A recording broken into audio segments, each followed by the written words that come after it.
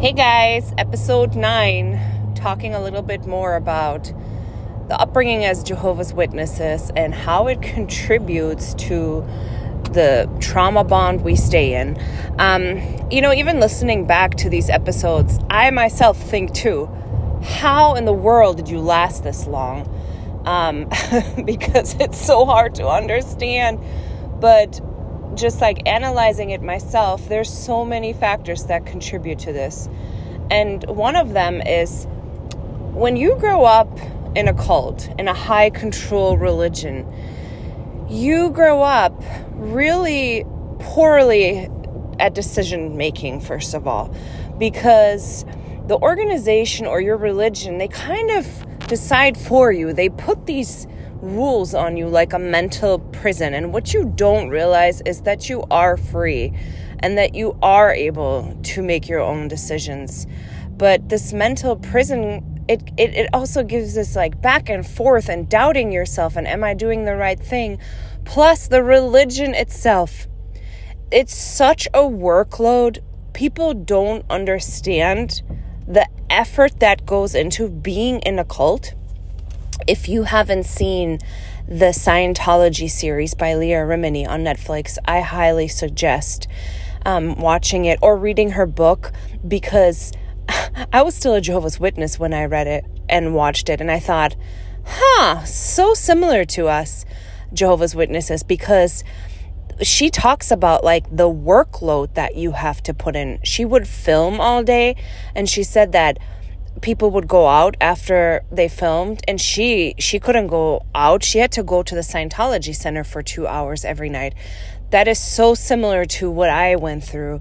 I mean, it's really kind of never enough when you're in a cult, because at the time we had 3 meetings a week. So like basically we go to church 3 times a week. So that means that you have to get dressed nicely. When you're a woman, you have to wear a skirt. Kids have to be in skirts or suits. Men have to be in suit and tie. I mean, it's just a lot. It's a lot to put on a suit 3 times a week. And it's a lot to dress kids nicely for a meeting 3 times a week. It's a lot. And then that's not enough, because you have to go preaching. And I know a lot of people really don't understand that part. Like, how can you do it? Well, it's not easy. We don't like doing it, but they have you so convinced that you're helping people and that you're saving lives and that if you love God, this is what you do. So you drag yourself out of bed Saturday morning, Wednesday morning, whenever it is that you go preaching. You put on your clothes, you dress the kids, and you go and preach to other people because you really are convinced that that is what you have to do to be approved by God. And here, like, I have to honestly say, people are sometimes very, very mean at the door when you go and preach to them. That is such a mistake. If you have never been associated with Jehovah's Witnesses, please don't be mean at the doors. You are contributing to their persecution complex, because if someone's screaming to me while I have my children with me, while I'm just thinking that I'm doing something that God requires me to do, I'm really trying to do a good thing. I am convinced that this is what I need to do. And if you're screaming at me and cussing me out while my children are with me, it makes me want to run back to my safe spot, my group, where people understand me. So it doesn't help. Plus, you have to see that like most people are pretty nice people that are Jehovah's Witnesses, and they really mean well. It's not like they're being vicious or, want to do harm. They mean well. The best thing that you can do is talk to them in a nice manner and ask them questions that they can't answer. Like, that is so brilliant, because I actually have heard of people who did a little bit of research, and when someone came to their door, they were asked questions that they didn't know the answer to. But it does require a little bit of research, because most of the time it's not actually doctrine from the Bible. I would say most of the time. I would say because the Jehovah's Witnesses are taught everything we do is from the Bible, you can kind of ask questions, for example, about, why do your women have to wear skirts? That's not in the Bible. That's a hard one to answer. And I don't think most Jehovah's Witnesses really think about that. Or you can talk about the child abuse cases. Just go on Google. Google Jehovah's Witness child abuse and show them the newspaper article. Show them that their leader, Jeffrey Jackson from the governing body, had to testify in court. This is all in the newspaper. This is in court transcripts. And Jehovah's Witnesses aren't aware of this. It's like mind-boggling to see your religious leader sitting in court having to testify that they basically hid 1,000 pedophiles. All those things are so much more effective than screaming at people at the doors. And it really is kind of traumatic to go through. You know, you were raised as a Jehovah's Witness. You just preach. It's part of your life. And then you're being like basically abused by people while your children are with you. It's not nice. Don't do it. So besides like preaching and going to all these meetings, it's also a constant, you have to read the entire Bible. You have to read all the Jehovah's Witness literature. Leah Remini touched on the same thing because she said like they also had to do that in Scientology, just like constantly read. And in a way, it was impossible to keep up. So then it makes you feel really guilty because here you can't keep up. You feel like I'm not even worthwhile because I'm not doing everything I'm supposed to do. And everything I'm supposed to do is a lot. And so you're in this wheel of like a hamster wheel. You're running and hardly have time to think. You're exhausted. And I love my babies, but they were really not good sleepers. So I feel like the first 18 months of like having the first baby, I didn't get any full night's sleep. It does mess with your brain. And I do really feel that from all the stress from the cult and from like having babies and not sleeping, my brain is so affected. Like the kids, they will say stuff like, mama, how can you not remember this and stuff? And I don't think anybody really understands till you walk in those shoes that basically being married to a narcissistic cult leader of one, my ex, and then like being in a cult, how it exhausts you mentally. It really affects your body and your mind. Like there's a study, if you want to Google it, and it talks about how Jehovah's Witness women have so much of a higher rate of having autoimmune diseases, and it makes so much sense because this constant like you're not doing it right and you're not doing enough and it's never good enough and you're running all the time in this hamster wheel, it's just exhausting and you just crash. You know, whenever you can crash, you can crash. At the time, I didn't even have strength to even like think about leaving. Like to me, that wasn't an option for many reasons, but also this reason, because I just felt like we had to fix it. We are family. We had to fix it. And so I just kept wanting to try. Plus, I'm in a religion that doesn't really condone you leaving because of abuse, because of sexting other people. They don't consider that cheating. So how the Jehovah's Witnesses, like the only way they really allow divorce is if you were physically cheated on. And then you have to prove that you were physically cheated on. And if you forgive that person, then your window of leaving him is kind of closed because now you forgave him and you can't change your mind. So you're trapped again. So him sexting people basically, because like those emails, you know, they were like a form of sexting, did not warrant for leaving him in the religion. But it was just so many factors, and I didn't work at the time. I didn't even know how I would work with like now having babies and all the stress and all that. But it's just really a rough life living in a high control religion. Plus, when you go to meetings, you are being criticized all the time, and it just kind of leaves you batty. Like no matter what you do, you can't do it right. Like, and what they also do is like they double talk. Look that up on Google. It's very interesting. It's like they say it one way, so you think, okay, if I want to follow the Bible, I'll do it this way. But then they have like the next Watchtower article and they say it another way, and you're like so confused. Like, which way am I supposed to do this now? Here's an example. We were at the meeting, sitting in the main hall with the kids, and the baby was just starting to babble. Like, bah, bah, bah, bah. It's a vital part. God created it that way, if you believe in God. It shouldn't be that big of a deal. But also, a lot of Jehovah's Witnesses don't have kids, and a lot of the elders don't have kids. So the elder comes up to us and says, can you please take the baby out? It's really distracting. And I get it in a way, because it's like quiet in there, but at the same time, it's just like he wasn't crying. He's just babbling, you know? And so we're all like, oh, okay, fine. So we go to the library. And because he was in the babbling phase, we're like, well, we'll just sit in the library now. Like, it's just easier with kids, you know, because, you know, they're not going to be perfectly quiet. Like, only a cult will expect little children to be perfectly quiet and sit still. And I think that was kind of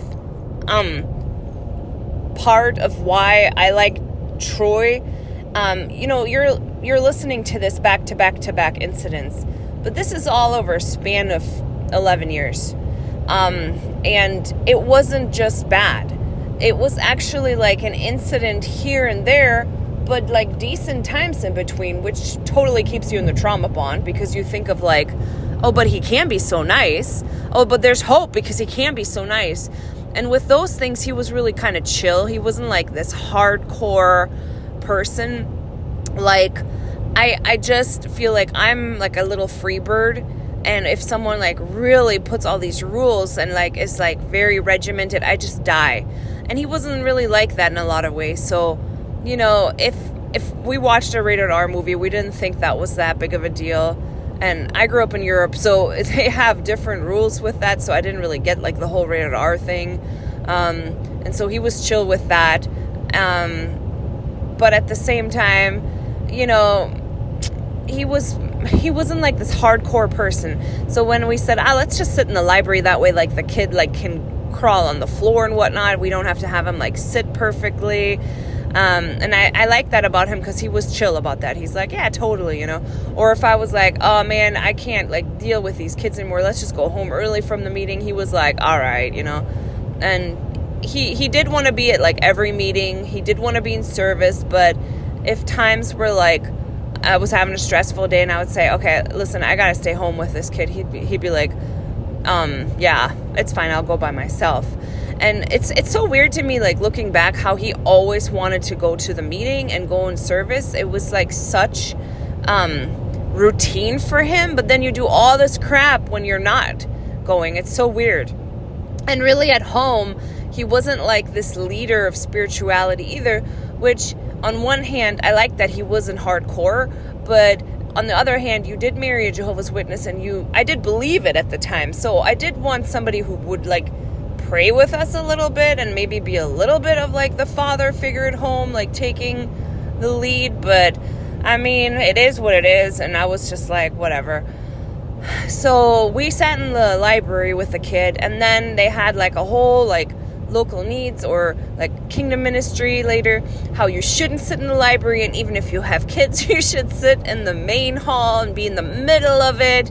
And that is double talk, because on one hand, the elder just asked you to leave, to go out of the main hall, and then the next meeting you hear, but you should always sit in the main hall with the kids. And it makes you batty, because you're like, whichever way I'm doing it, I'm not doing it right, everything I'm doing is wrong.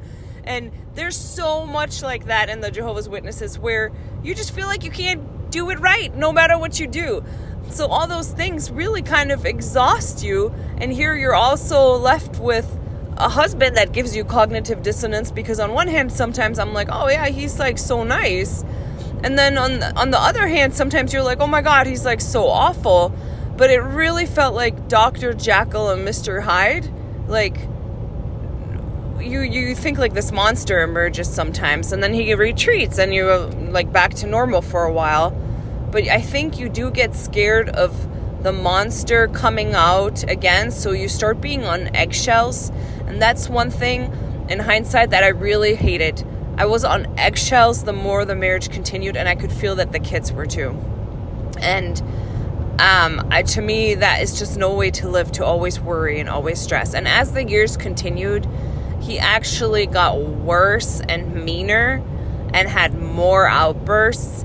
And it really, it's just like, who are you? Because there wasn't even, like, in the beginning, he would, like, deal with stuff. But I think he was also tired of, like, I don't know, like, being married? I don't know. I do not understand the man.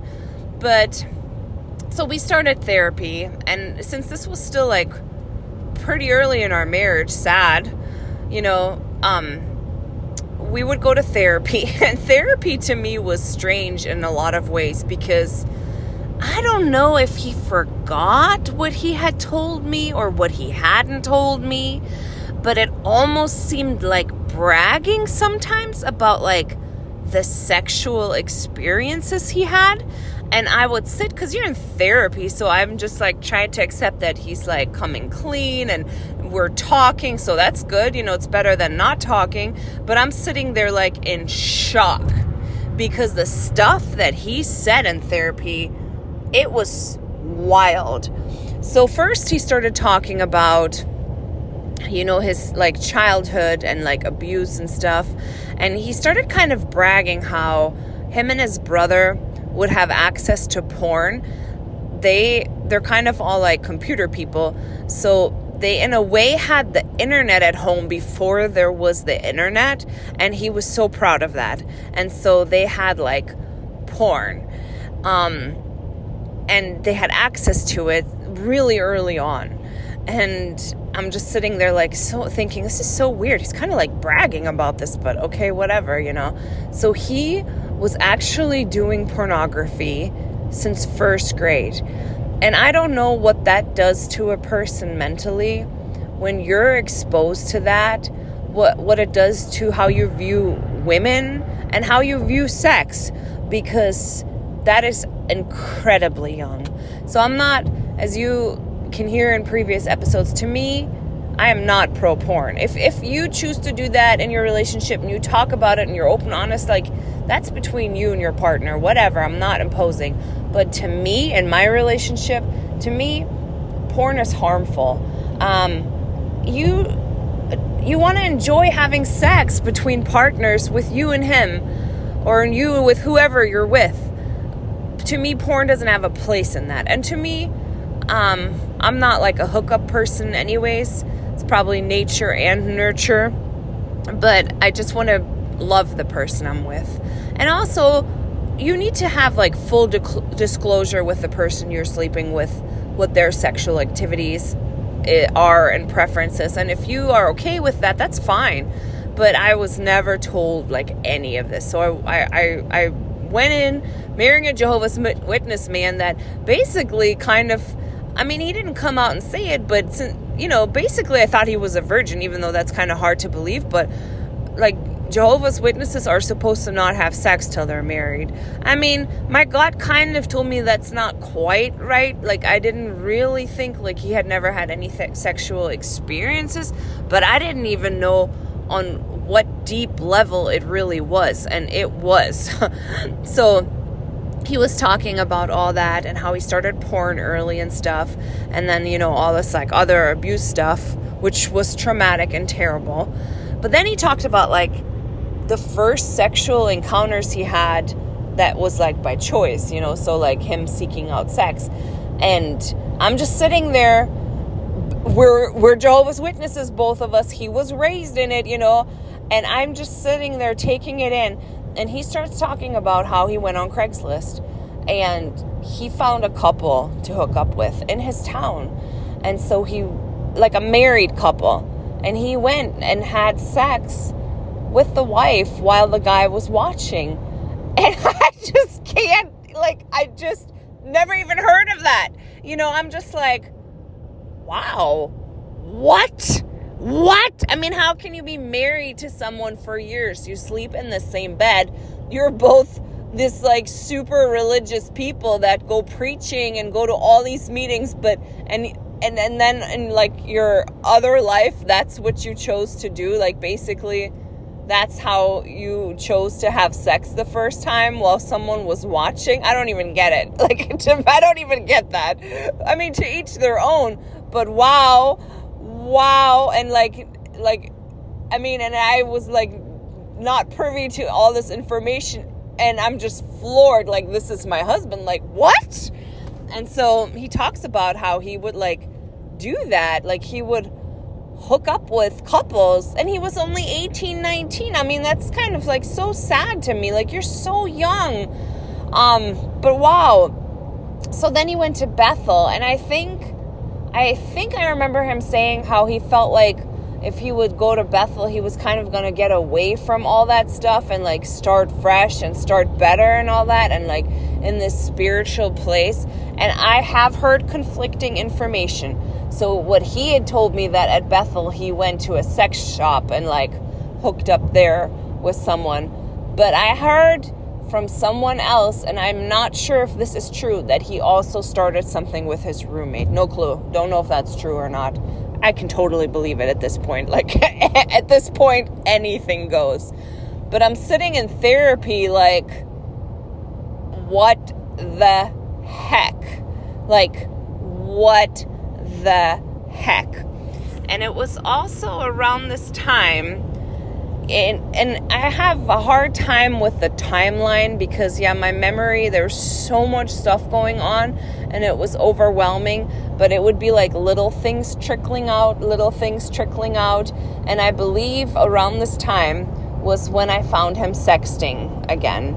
So, like, first time I found emails, the second time he was sexting, sending his picture to people on Craigslist, and had like an ad on Craigslist, and would like answer, and he would send like his penis pictures to people, men, and like I just was just like dead. I was like dead inside. I'm like, but then he would be like, I don't know why I do this, like I don't even know why I do this, it's not me, it's like it's from all the stuff that had happened to me, but I would never act on it. And I'm serious, you guys. I know like 1 and 1 equals 2, but I just couldn't picture him acting on this stuff. And I know that's so wrong of me, but like we'd been married, and we had like kids, and I always felt like our sexual relationship was fine. So like I just couldn't even believe it.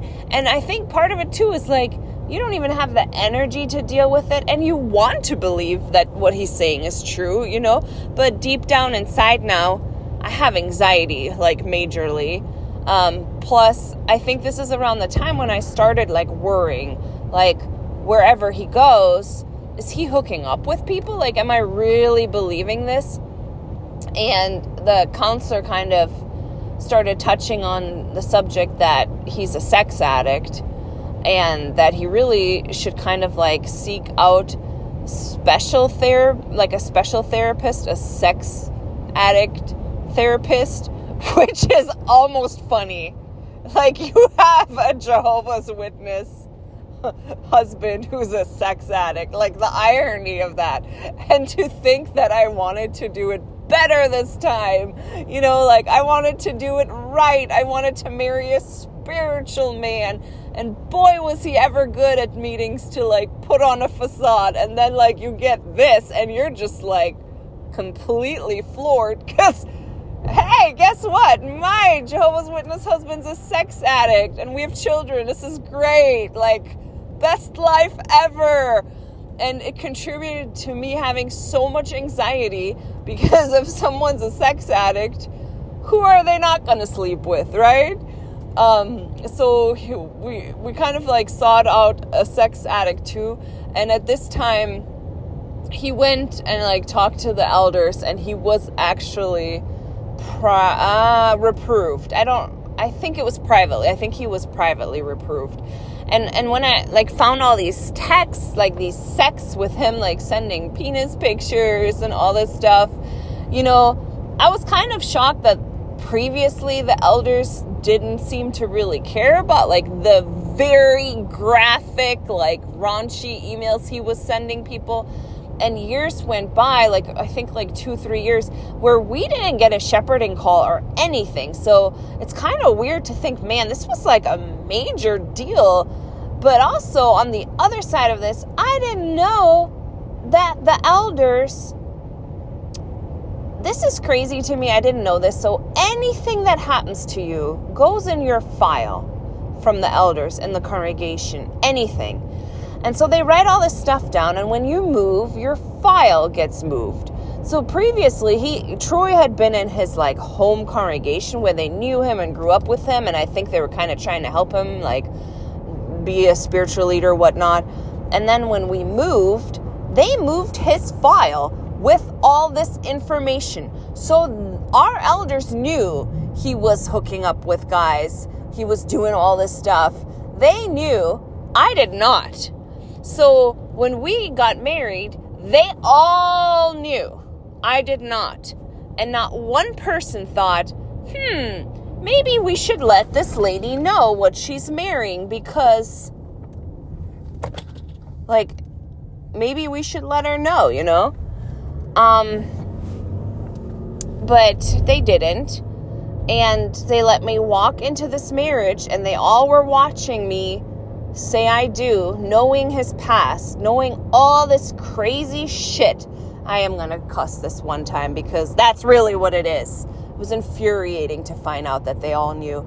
And so the first time when I went to the elders was actually shortly after our honeymoon because of something.